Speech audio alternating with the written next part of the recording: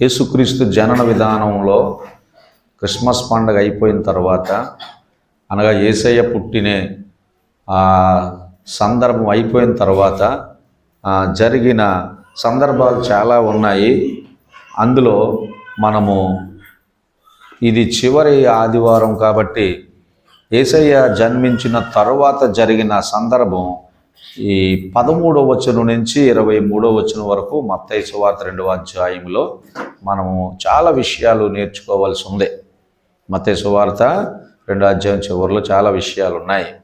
అందుకనే వారు వెళ్ళిన తరువాత అని 13వ వచనం ప్రారంభంలో ఉంది. వారు వెళ్ళిన తర్వాత అంటే వారు అంటే జ్ఞానులు అని అర్థం.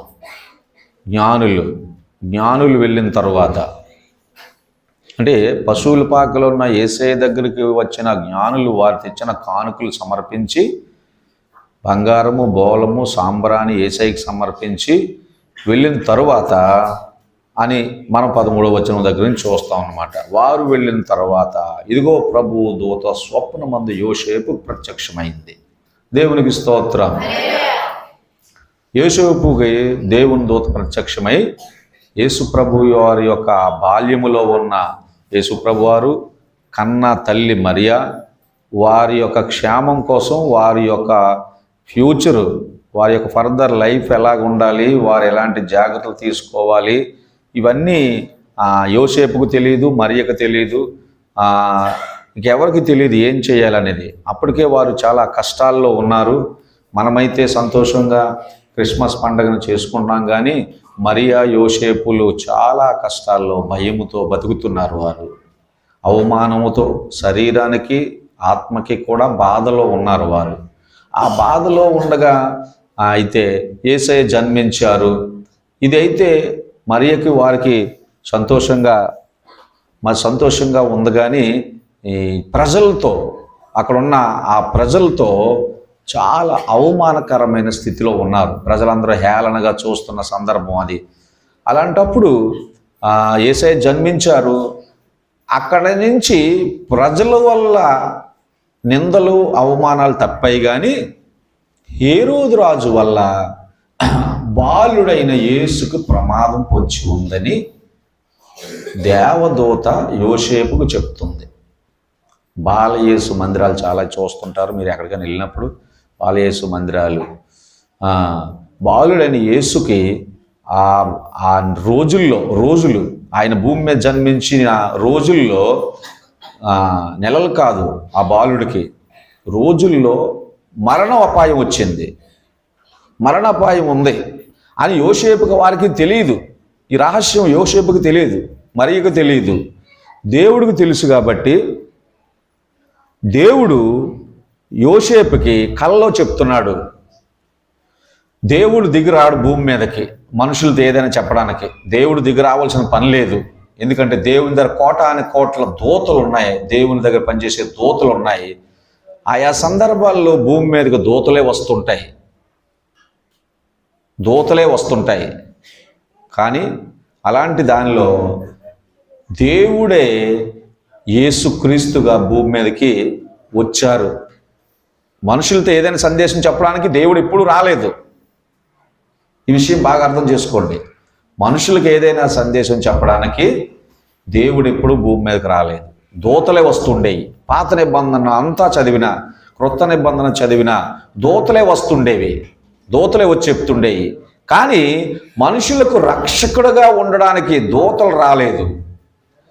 మనుషులకు రక్షకుడుగా ఉండడానికి దేవుడే మనుషుడుగా భూమి మీదకి వచ్చారు. చప్పట్లు కొట్టి ప్రభువుని మహిమపరచండి.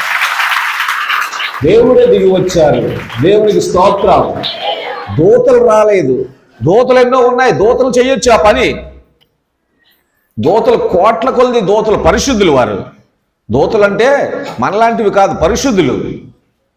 ఆ పరిశుద్ధుల్లో ఎవరైనా రావచ్చు. కానీ దేవుడే స్వయంగా భూమి మీదకి వచ్చారు. ఆ విషయాన్ని మనం ఎప్పుడు మర్చిపోకూడదు. మన కోసం దేవుడే స్వయంగా భూమి మీదకి వచ్చారు. అదే క్రిస్మస్ పండుగ అంటే.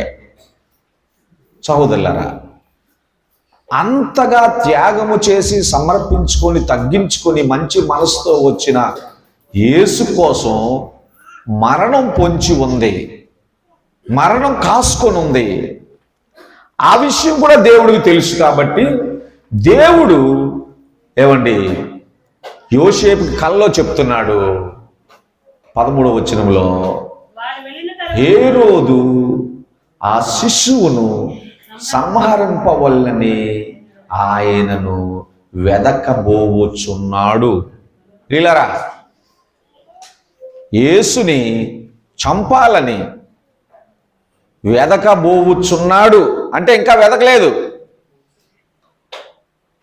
చూడండి, దేవుడు అంటారా? దేవుడికి తెలుస్తాయి ఎలాంటివి? వెదకబోచున్నాడు అంటే వెతుకుదామని ఆలోచన ఉంది హేరోదులో. దావీదు అంటాడు, దావీదు కీర్తనలో, దేవా నా హృదయములో తలంపు పుట్టక ముందే నువ్వు ఎరిగి ఉన్నావు. సహోదరులారా, మనం చేస్తున్న ప్రతి ఆలోచన దేవుడికి తెలుసు. దేవుని యొక్క శక్తి ఏమిటంటే, మనుషుని హృదయములో ఆలోచన పుట్టక ముందే వాడు ఎలాంటి తలంపులు గలవాడో దేవుడికి తెలుసు. మరి ఇప్పుడు దేవుడు ఎవరికి మేలు చేయాలంటారు? ఎవరికి మేలు చేయాలి? చెడ్డ తలంపులు చెడ్డ పనులు చేసేవాడికి మేలు చేయాలా? చెడ్డ పని చేయకుండా చెడ్డ తలంపు కూడా రాకుండా జాగ్రత్త పడేవాడికి మేలు చేయాలా? సహోదరులారా, క్రైస్తవుల్లో చాలామంది దేవుడి మీద అలుగుతుంటారు. దేవుడు నాకు చేయలేదు, వారికి చేశారు, వీరికి చేశాడు అని చాలామంది అలుగుతుంటారు దేవుడి మీద. చేయలేదంటే ఎందుకు చేయలేదు? నీకు చెడ్డ పని చేసావేమో, చెడ్డ పని చేసావేమో. సరే, చెడ్డ పని చేసినట్టు ఎవరు చూశారు? ఎవరు చెప్పారు? ఎవరు ఆలకిచ్చారు? సాక్షి చెప్పాలండి అనుకుంటుంటాం మనం. చెడ్డ పని చేసేయడం చూడడం అక్కర్లేదు. చెడ్డ ఆలోచన మనకు వస్తేనే ఆ దేవుడికి తెలిసిపోతుంది. ఎంత శక్తిగల దేవుడు మనం ఆరాధించే దేవుడు. దేవునికి స్తోత్రం. ఎంత జాగ్రత్తగా ఉండాలి మనం. డబ్బు విషయంలో దాచుకోవడం కోసం జాగ్రత్తలో తెలుసు మనకి. బంగారాన్ని ఎక్కడ దాచుకోవాలో, ఈ మాట ఎవరికి చెప్పకుండా ఎంత జాగ్రత్త పడాలో, ఇది ఎవరో చూడకుండా ఎంత జాగ్రత్త పడాలో, ఇలాంటివి తెలుస్తున్నాయి మనకి. కానీ దేవుడి దగ్గర చెడ్డ పని చేయకుండా, చెడ్డ ఆలోచన చేయకుండా మనం ఉండలేకపోతున్నాం, ఉండట్లేదు మనం. చూడండి, హేరోదుకి ఆలోచన వస్తుంది. ఇంకా ఏ ఆలోచన వస్తుంది? బాలుడు, సృష్టికర్త అయిన దేవుడు భూమి మీద బాలుడుగా పుట్టారు, అతడు నాకు వ్యతిరేకంగా రాజు అయిపోతాడు, నా సింహాసనం అతడు తీసుకుంటాడేమో అని ఆ బాలుని వెతికి చంపేద్దాం అనుకునే ఆలోచన రాకముందే దేవదూత యోసేపు కల్లో చెప్తుంది ఆ 13వ వచనంలో, వెదకబోచున్నాడు.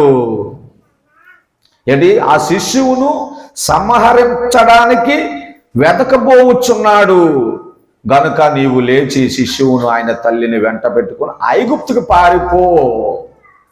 ఈ మాట జాగ్రత్త వినండి. ఎక్కడికి వెళ్ళిపోమన్నాడు తెలుసా? ఐగుప్తుకి. అసలు పాత నిబంధనలో ఐగుప్తి అనే పేరు పాపానికి సాదృశ్యం, శాపం, పాపం ఐగుప్తు అంటే. అంతేకాదు, దేవుని ప్రజలకు ఐగుప్తు అనేది కష్టానికి నిలయం. దేవుని ప్రజలకు ఐగుప్తు అనేది కష్టానికి నిలయం. ఇప్పుడు చూడండి, క్రిస్మస్ పండుగ మనకు తెచ్చిన యేసయ్యను దేవదూత చెప్తుంది ఎక్కడ తీసుకెళ్ళమని చెప్తుంది? ఐగుప్తుకు తీసుకెళ్ళమని చెప్తుంది. దేవుడు అంతటినీ మార్చాలనుకుంటాడు తప్ప దేన్ని శిక్షించాలనుకోడు, ఎవరిని శిక్షించాలనుకోడు. సహోదరులారా, మార్చాలనే అనుకుంటుంటాడు, దేశాన్నైనా మనిషినైనా. అలాగే మన కుటుంబాల్లో కూడా మనం కూడా మార్చాలనే అనుకోవాలి తప్ప వదిలేద్దాం, చంపేద్దాం అని అనుకోకూడదు. మనం భార్యాభర్తలు కానీ తల్లి బిడ్డలు కానీ వదిలేద్దాం, చంపేద్దాం అని అనుకోకూడదు. ఎందుకంటే దేవుడు అలాంటి వాడు కాదు. ఎవరిని వదిలేయాలని, చంపేయాలని, త్రోసియాలని అనుకునేవాడు కాదు. మార్చాలి అనుకునేవాడే దేవుడు, మార్చగలిగిన వాడే దేవుడు. మనం కూడా అలా ఉంటేనే మనం ఆయనకు పిల్లలం అవుతాం. దేవుడు అలాంటి వాడు కాబట్టి సహోదరులారా. ఇప్పుడు ఐగుప్తుకి బాలుడైన యేసుని తీసుకొని వెళ్ళమని యోసేపుకు చెప్తున్నాడు దూత. అలాగే ఐగుప్తుకి తీసుకొని వెళ్ళారు యోసేపు మరియని, ఆ బాలుడైన యేసుని తీసుకొని ఐగుప్తుకు వెళ్ళారు. అప్పుడు అతడు 14 వచనం ఏమండి, అప్పుడు అతడు లేచి రాత్రి వేళ శిష్యును తల్లిని తోడుకొని ఐగుప్తుకి వెళ్ళెను. పిల్లరా, ఐగుప్తుకి వెళ్ళడం అనేది ఒక్క మాటలో మనం చదివేసుకున్నాం, కానీ ఐగుప్తుకి వెళ్ళడం చాలా కష్టమైన ప్రయాణం.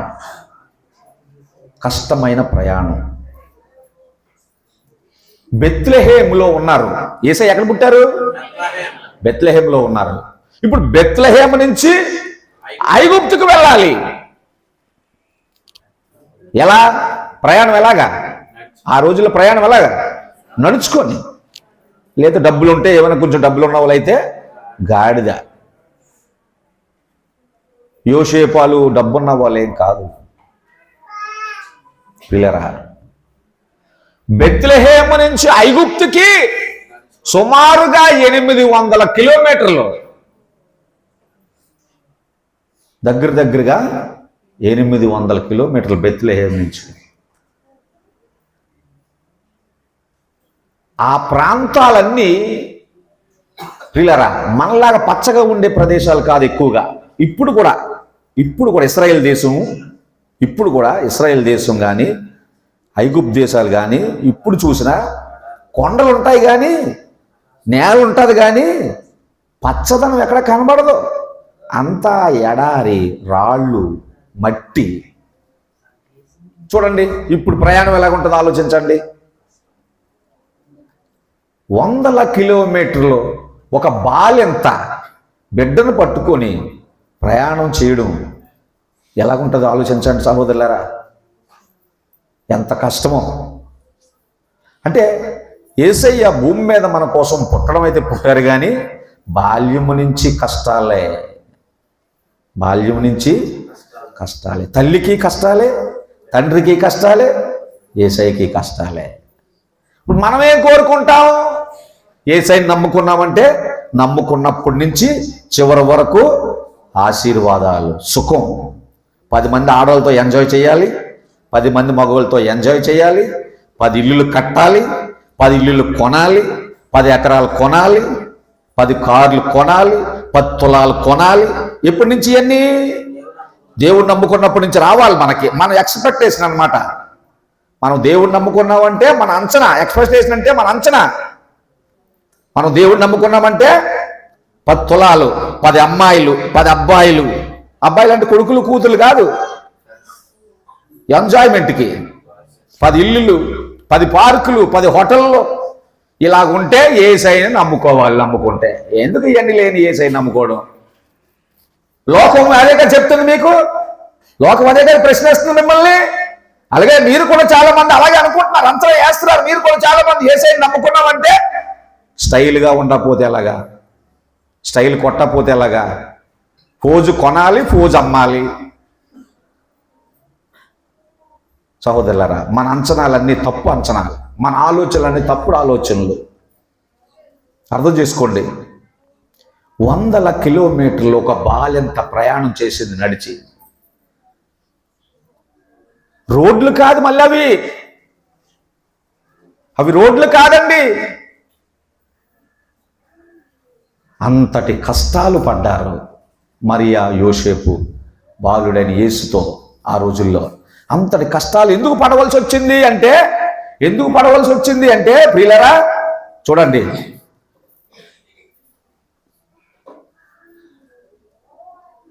ఆ 15వ వచనంలో, ఐగుప్తులో నుండి నా కుమారుణ్ణి పిలిచి తిని అను ప్రవక్త ద్వారా ప్రభువు సెలవిచ్చిన మాట నెరవేర్చబడినట్లు హేరోదు మరణం వరకు అక్కడ ఉండెను.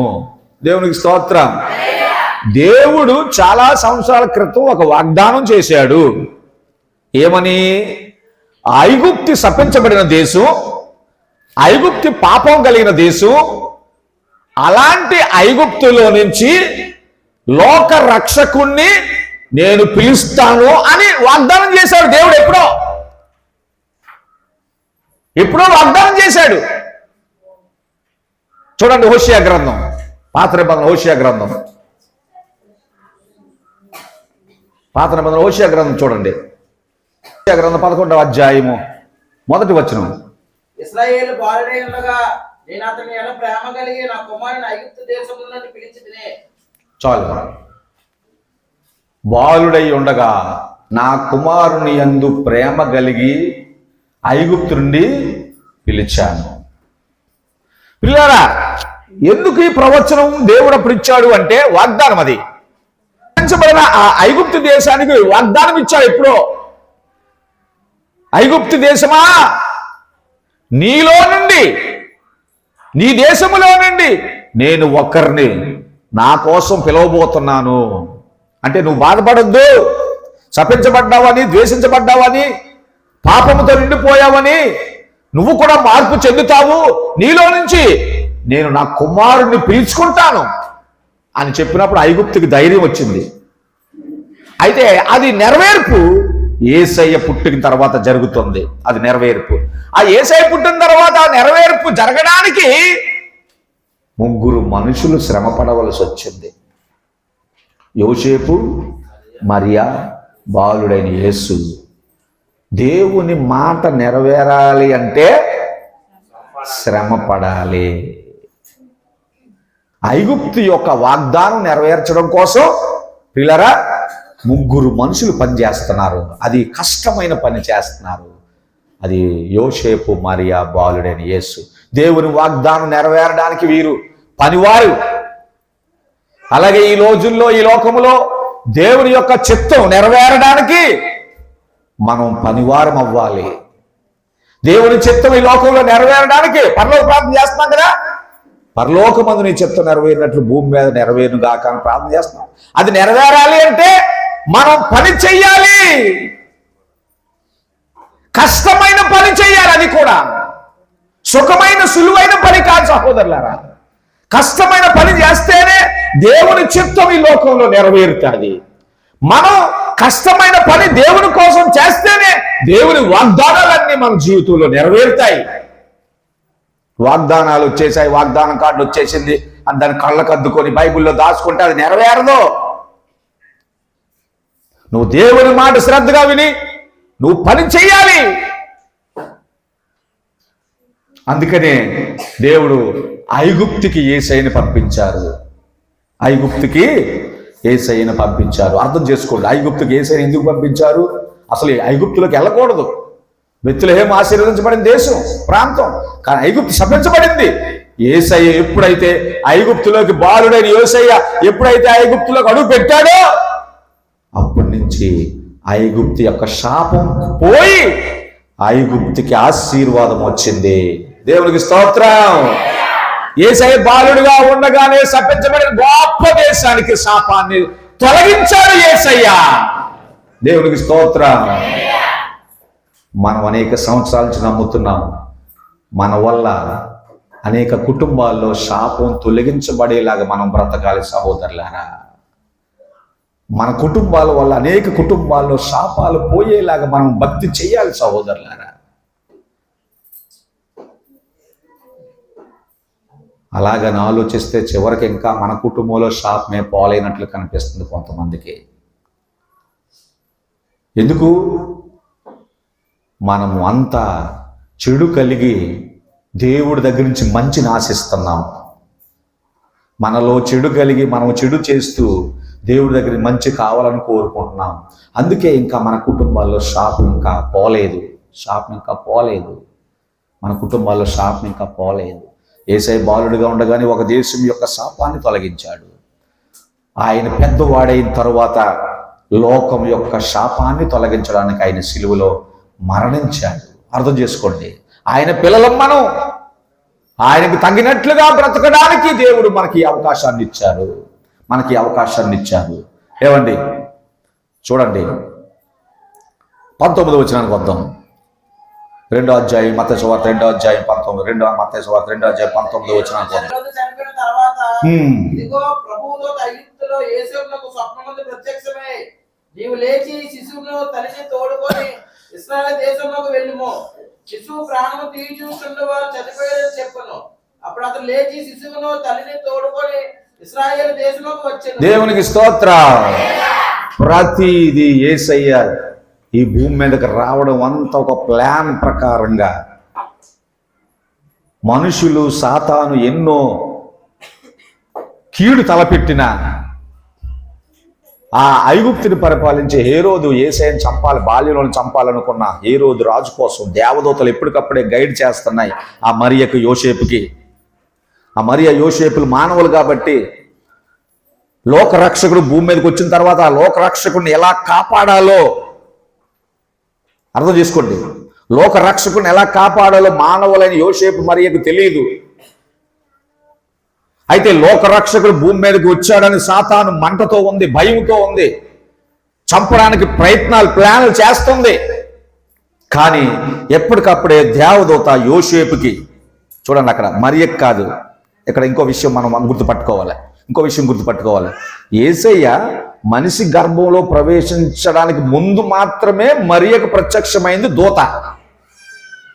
అర్థమవుతుందా? యేసయ్య జన్మించిన తర్వాత మరియకు ప్రత్యక్షం అవ్వలేదు, యోసేపుకే ప్రత్యక్షం అవుతుంది. అంటే దేవుడు ఎవరికి ప్రాముఖ్యత ఇచ్చాడు? పురుషుడు. అందుకే పురుషులారా, మీరు జాగ్రత్తగా వాక్యం నేర్చుకోండి, మీరు జాగ్రత్తగా ప్రార్థన నేర్చుకోండి, మీరు ప్రతి ఆదివారం చర్చికి రండి. దేవుని ఆలోచనలు పక్కన పెట్టేసి మానవుల తలంపులతో మన కుటుంబాన్ని నడిపించేస్తాం అనుకుంటున్నాం, కానీ నడిపించలేమని చెప్పడానికి ఇక్కడ చాలా మంది సాక్షులు ఉన్నారు. పురుషులు మన సొంత తెలివితేటలతో మనం ఇల్లుని ఏదో ఆకాశంలోకి ఎత్తేస్తాం అనుకుంటాం, కానీ ఎన్ని సంవత్సరాలు చూసినా మన ఇల్లు అక్కడే ఉంటుంది. మా ఆవిడని అడుగే బయట ఎక్కనివ్వను, మా అబ్బాయికి నేను ఆ స్కూల్లో చదివిస్తాను, మా అమ్మాయిని ఈ స్కూల్లో చదివిస్తాను. ఆలోచనలు ఉన్నాయా పురుషులందరికీ? మా ఇల్లు చూస్తే అలా కట్టేస్తాను ఇల్లు, ఇలా కట్టేస్తాను ఇల్లు, చేసుకున్న ఆలోచనలు. కానీ దేవుడిని పక్కన పెట్టేసి, దేవుడి ఆలోచనలు పక్కన పెట్టేసి మన సొంత ఆలోచనలు చేస్తే మన జీవితం అయిపోద్ది తప్ప మనం అనుకున్న ఆలోచనలో ఒక్కటి కూడా నెరవేరదు. సాక్ష్యం కనిపిస్తుంది. యోసేపుకి దేవుడు ఎప్పటికప్పుడే సలహా చెప్తున్నాడు, దర్శనం ఇస్తున్నాడు. రక్షకుడి లోకంలోకి వచ్చిన తర్వాత సాతాను ఎన్నో పన్నాగాలు పన్నుతుంటే ఆ రక్షకుడిని ఈ లోకంలో ఉండకుండా చేసేద్దామని సాతాను అనుకుంటుంటే దేవదూత యోసేపుకి ఎప్పటికప్పుడు దర్శనమిచ్చి, ఇదిగో ఇప్పుడు ఈ స్థలంలో ఉండు, ఈ 4 రోజులు అయిపోయిన తర్వాత ఈ స్థలానికి వెళ్ళు, ఆ తర్వాత ఆ స్థలానికి వెళ్ళు, ఆ తర్వాత అక్కడికి వెళ్ళు, అక్కడ ఉండు. ఇదంతా దేవుడి యొక్క దర్శనం మనకి మంచి నేర్పడానికే, మనకి దేవుడి ఆశీర్వాదాలు మనం పొందుకోవడానికే ఇవన్నీ మనకి ఇప్పుడు. లేకపోతే ఇవన్నీ మనకెందుకు ఇప్పుడు? సహోదరులారా, బెత్లెహేములో ఉన్న వారిని ఐగుప్తుకి వెళ్ళమన్నది దేవదూత, ఐగుప్తులో ఉన్న వారిని మళ్ళీ బెత్లెహేముకి రమ్మన్నది దేవదూత. పిల్లరా, మళ్ళీ బెత్లెహేము నుంచి ఎక్కడికి వెళ్ళమంటుంది? ఇశ్రాయేల్ దేశానికి వెళ్ళు అంటుంది దేవదూత. సహోదరులారు, ఇక్కడ ఉన్న వారు స్త్రీలు, పురుషులు, యవనస్తులు, పిల్లలు, దయచేసి అందరం మనందరం కూడా దేవుడి ఆలోచన ప్రకారం నడిస్తే, బ్రతికితే మనము ఈ లోకములో క్షేమంగా బ్రతుకుతాం, హ్యాపీగా బ్రతుకుతాం. హ్యాపీ న్యూ ఇయర్ వచ్చిందని హ్యాపీ న్యూ ఇయర్ మెసేజ్లు పెట్టినంత మాత్రాన్ని హ్యాపీ రాదు ఎవరికీని, కేకులు కోసినంత మాత్రాన్ని హ్యాపీ రాదు ఎవరికీని. ఇక్కడున్న మనందరూ తెలుసుకోవాలి, యవనస్తులు, తల్లులు, పిల్లలు, తండ్రులు, పాస్టర్ గారు, విశ్వాసి అందరూ తెలుసుకోవాలి. దేవుడి ఆలోచన ప్రకారం మన జీవితాన్ని ముందుకు నడిపించడానికి ఇష్టపడండి. వాక్యం చదవండి, ప్రార్థన చేయండి, ప్రతి ఆదివారం చర్చికి రండి. అప్పుడు దేవుడు మనకి ఎక్కడికక్కడే సలహా ఇస్తుంటాడు, దర్శనం ఇస్తుంటాడు, గైడ్ చేస్తుంటాడు, నడిపిస్తుంటాడు. ఇక్కడ చదివిన మాట చూస్తే ఇశ్రాయేల్ దేశానికి వెళ్ళమని కనిపిస్తా ఉంది. చూసారా? ఇప్పుడు 22వ వచనం నేను చదువుతాను, మీరు చదవలేరు. ఎందుకు చదవలేరో మీరు వినండి, అర్థమవుతుంది. 22 చదువుతాను. అయితే అర్కెలాయి తన తండ్రి అయిన హేరోదునకు ప్రతిగా యోదయ దేశమును ఏలుచున్నాడని విని అక్కడికి వెళ్ళి వెరచి స్వప్నమందు దేవుని చేత బోధించబడిన వాడై గలిలయ ప్రాంతమునకు వెళ్ళి నజరేతను ఊరికి వచ్చి అక్కడ కాపురం ఉండెను. ప్రియులారా, ఆయన నజరేయుడనబడినని ప్రవక్తలు చెప్పిన మాట నెరవేరునట్లు ఇలాగూ జరిగేను. దేవునికి స్తోత్రం. బెత్లెహేములో పుట్టిన యేసయ్య ఐగుప్తుకు వెళ్ళారు. కొంతకాలం తర్వాత మళ్ళీ బెత్లెహేముకి వచ్చారు. మళ్ళీ కొంతకాలం తర్వాత బెత్లెహేం నుంచి ఇశ్రాయేల్ దేశానికి వచ్చి ఇశ్రాయేల్ దేశములో ఉంటున్న నజరేత్ అనే ఒక పల్లెటూరుకి వెళ్ళారు. అంటే యేసయ్య వెళ్ళలేదు, మరియ యోసేపులు తీసుకొని వెళ్ళారు. ఇదంతా ఎందుకు జరుగుతుందంటే ప్రియులారా, ఐగుప్తి పాపములో శాపములో శపింపబడి ద్వేషించబడిన దేశము అది కృంగిపోతున్నప్పుడు దానికి అప్పుడెప్పుడో దేవుడు వాగ్దానం ఇచ్చాడు, నువ్వు బాధపడకో, నీ శాపాన్ని కొట్టివేసే రక్షకుడు వస్తాడు అని వాగ్దానం ఇచ్చినందుకు ఐగుప్తుకు పంపాడు. ఇప్పుడు నజరేత్ అనేది చాలా చిన్న పల్లెటూరు. ఆ పల్లెటూరు నేను చిన్న పల్లెని, మా దేశం మా ఊర్లో రోడ్లు లేవు, మా ఊర్లో పోస్ట్ ఆఫీసు లేదు, బ్యాంక్ లేదు, హోటల్ లేదు, మా ఊరికి బస్సు రాదు, ట్రైన్ రాదు, ఫ్లైట్ రాదు అని చాలా సంవత్సరాల క్రితం నజరేతు ఊర్లో ప్రజలు బాధపడుతున్న ఊర్లో దేవుడు మాట వినే ప్రజలు ఆ ప్రాంతంలో ఆ ఊర్లో బ్రతుకుతున్నారు. అప్పుడు ఆ చిన్న పల్లెటూరికి వాగ్దానం ఇచ్చాడు, నీలో నుంచి నేను రక్షకుడిని పిలుస్తాను అని. చూడండి, లోకసువార్త 2వ అధ్యాయం 39వ వచనం చదవండి.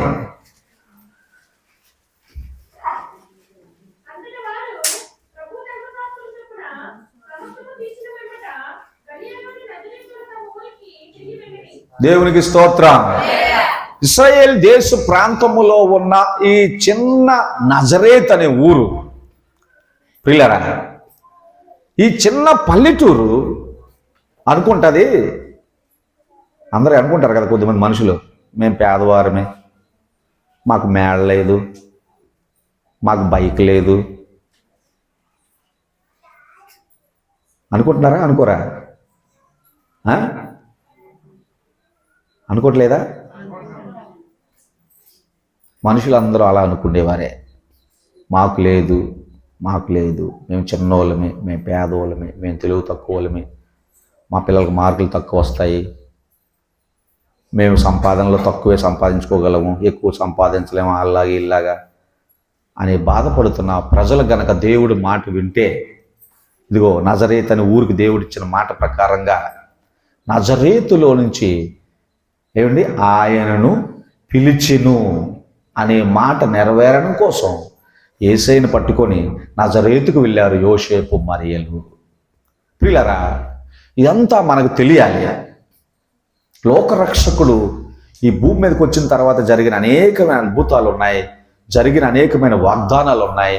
అవన్నీ దేవుడు నెరవేర్చడానికి ఆయన ఎలా ఆలోచించాడో చూడండి.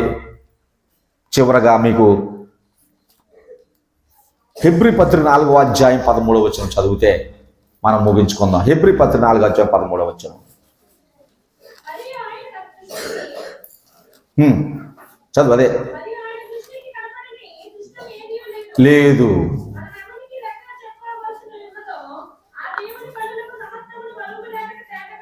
ప్రియులారా, సృష్టిలో సృష్టికర్త అయిన దేవుడికి కనబడలేనిది ఏమీ లేదు.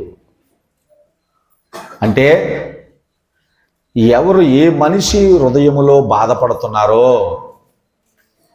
ఏ ఊరిలో ఏ ఇంటి వారు బాధపడుతున్నారో, ఏ దేశములో ఏ ఊరి వారు బాధపడుతున్నారో, ఏ సంఘంలో ఏ మనిషి బాధపడుతున్నారో ఆ దేవుడికి సమస్తము తెలుసు. అర్థం చేసుకోండి. అందుకే కొన్నిసార్లు మీరు చర్చికి వచ్చినప్పుడు దేవుడు నాతో మాట్లాడారు అని సంతోషపడేవారు ఉన్నారు, కోప్పడేవారు ఉన్నారు. ఎవరు చెప్పారు పాస్టర్ గారికి అనుకునే అసూయపడేవారు ఉన్నారు. ఇప్పుడు ఆ యోసేపు మరియలు ఈ చిన్న బాలుని పట్టుకొని 100 కిలోమీటర్లు దేవుడు నడిపించాడు. ఎందుకంటే ఆయన చిత్తం నెరవేరడానికి. అయితే ఆయన చిత్తం నెరవేరుతున్నప్పుడు మనకి కష్టాలు ఎదురవుతాయి తప్ప మన ప్రాణాలు పోవు. మన ప్రాణాలు పోవు. కష్టాలు భరించాలి. మనం ప్రాణం పోయేలాగా దేవుడు మనల్ని ముందుకు నడిపించడు. ఆయన ఆలోచన ప్రకారం నడిస్తే. ఎందుకంటే ప్రభు సృష్టిలో ఆయన కనబడలేనిది ఏమీ లేదని చదువాం అక్కడ. ఎవరు ఏ ఆలోచనతో ఉన్నారో, చెడ్డ ఆలోచనతో ఉన్నారా, బాధపడే ఆలోచనతో ఉన్నారా, అసూయపడే ఆలోచనతో ఉన్నారా, సంతోషపడే ఆలోచనతో ఉన్నారా? ఇది కనబడలేదు కదా. ఆలోచన అనగానే కనబడలేదు. ఇది ఎవరికి కనబడలేదని ఒకవేళ మనలో మనం కృంగిపోతున్నా, దేవుడికి కనబడుతుందని దయచేసి ధైర్యం తెచ్చుకోండి. దేవుడికి కనబడుతుందని ధైర్యం తెచ్చుకోండి. దేవుడికి కనబడుతుంది కాబట్టి ఆ మనిషి గనక దేవుడు మాట వింటే, ఏమండి, ఆ ఇంటి వారు కనుక దేవుడికి లోబడితే దేవుడు ఆ ఇంటికి ఒక వాగ్దానం ఇస్తాడు. దేవుడు ఆ మనిషికి వాగ్దానం ఇస్తాడు. వాగ్దానం అంటే చేస్తాను నేను, నీకు నేను తోడుగా ఉన్నాను అని చెప్పడం. కానీ అది నెరవేరడానికి తక్కువ టైంలో నెరవేరుతుందా, ఎక్కువ టైంలో నెరవేరుతుందా అనేది మన మీదే ఆధారపడి ఉంటుంది. దేవుడైతే చేయడానికి తలపెట్టినప్పుడు వాగ్దానం ఇస్తాడు. కానీ నెరవేరడం అనేది ఆలస్యం అవుతుంది అంటే అది మన మీద ఆధారపడి ఉంటుంది. మనం దేవుడికి లోపడుతున్నామా లేదా, దేవుడికి వ్యతిరేకంగా ఉన్నామా? బాధపడినప్పుడు మనకు ధైర్యం ఇచ్చాడు దేవుడు, మనతో మాట్లాడాడు దేవుడు. దాన్ని నువ్వు తీసుకొని దేవుడి యందు భయభక్తులు కలిగి, కృతజ్ఞత కలిగి, మంచి మనసుతో, శరీరానికి ఎన్నో కష్టాలు బాధలు ఎదురవుతున్నా దేవుని మార్గాన్ని విడిచిపెట్టకుండా, ప్రియులారా, దేవుని మార్గాన్ని విడిచిపెట్టకుండా యోసేపు మరియలు ఆ బాలుడిని యేసుని తీసుకుని ఎలా తిరిగారు. వారు అలా తిరిగారు కాబట్టి యోసేపు మరియలు మనుషులైనా ఈ రోజుల్లో మరియని దేవుడితో సమానంగా పూజిస్తున్నారు. తెలుసా? మరియ మనిషే, దేవుడు సమానం పూజిస్తున్నారు. మరి మరియ ఎన్ని కష్టాలు పడిందో తెలుసా? ఇవన్నీ మనకు తెలియకుండా మనం ఏదో చేస్తున్నాం. దేవుడు మనల్ని కూడా వాగ్దానం ఇచ్చి పిలిచాడు. మనం ఆయనకు లోబడాలి. ఆయన చెప్పిన పని మనం చేయడంలో మనకు కష్టాలు ఎదురవుతాయి శరీరానికి. ప్రాణమైతే మాత్రం పోదు. కష్టాన్ని భరించుకో. దేవుని మాట నెరవేరాలి నా పట్లని తెలుసుకో. యేసయ్య ఐగుప్తులో బాల్యంలో ఉండగానే అడుగు పెట్టగానే ఐగుప్తు యొక్క శాపం కొట్టివేయబడి ఆశీర్వాదంగా మార్చబడింది. కాబట్టి ఆయన పిల్లలంగా మన వల్ల అనేక కుటుంబాలు కానీ, అనేక గ్రామాలు కానీ శాపం కొట్టివేయబడాలి. అందుకే మనం భూమి మీద బ్రతుకున్నాం. దేవుడు అందుకే మనం పిలిచారు. దేవుడు మనకి అందుకే ఈ అవకాశాన్ని ఇచ్చారు. ఆలోచించండి. మరి ఇన్ని సంవత్సరాల నుంచి మనం నమ్ముతున్నాం, ఇంకో సంవత్సరం కూడా అయిపోతుంది కదా. మన వల్ల ఎవరికైనా శాపం కొట్టివేయబడిందా? మన వల్ల ఎవరైనా చీకట్లో ఉన్నవారు వెలుగులోకి వచ్చారా? ఆలోచించండి. మన సంతోషము, మన ఆనందము, మన పేరు కోసమే ప్రార్థన చేస్తున్నాం, దేవుణ్ణి అడుగుతున్నాం, భక్తి చేస్తున్నాం. అది మంచి భక్తి కాదు అంటున్నాను నేను. అది మంచి భక్తి కాదు. దేవుడు మెచ్చే భక్తి కాదు. దేవుడికి మహిమ వచ్చే భక్తి కాదని. ఎప్పుడు మన సంతోషం, మన ఆనందం, మన ఆశీర్వాదం, మన డబ్బు, మన అభివృద్ధి కోసమే మనం బ్రతుకుతూ భక్తి చేస్తే, సృష్టికర్తని యేసయ్య ఈ లోకంలోకి మనుషుడుగా వచ్చి ఆయన ఏ శరీర సంతోషాన్ని పొందాడండి? ఎలాంటి శరీర సంతోషాన్ని పొందాడా? ఆయనకి ఏమైనా ఈ లోకంలో పేరు వచ్చిందా ఆయన బ్రతికుండగా? అలా ఉంటేనే మన వల్ల అనేక శాపాలు కుట్టివేయబడతాయి. అలా మనం బ్రతికి భక్తి చేస్తేనే మన వల్ల అనేకులు చీకట్లో ఉన్నవారు వెలుగులోకి వస్తారు. మనం అలాంటి మనసుతో ప్రార్థన భక్తి చేస్తేనే పిల్లరా మన వల్ల అనేక కుటుంబాలు కష్టపడతాయి. ఇంకా మన స్వార్థం కోసమే మనం ఆలోచిస్తూ, మన స్వార్థం కోసమే మనం భక్తి చేస్తూ, పని చేస్తూ, బ్రతుకుతూ ఉంటే మన వల్ల సృష్టికర్త అయిన దేవుడికి సంతోషం కలగదు. తద్వారా మన భవిష్యత్తుకు సంతోషం రాదు. యేసయ్య భూమి మీదకి కొదమ సింహంలా రాబోతున్నాడు. ఆ రాకడకు మనందరం సిద్ధపడాలి.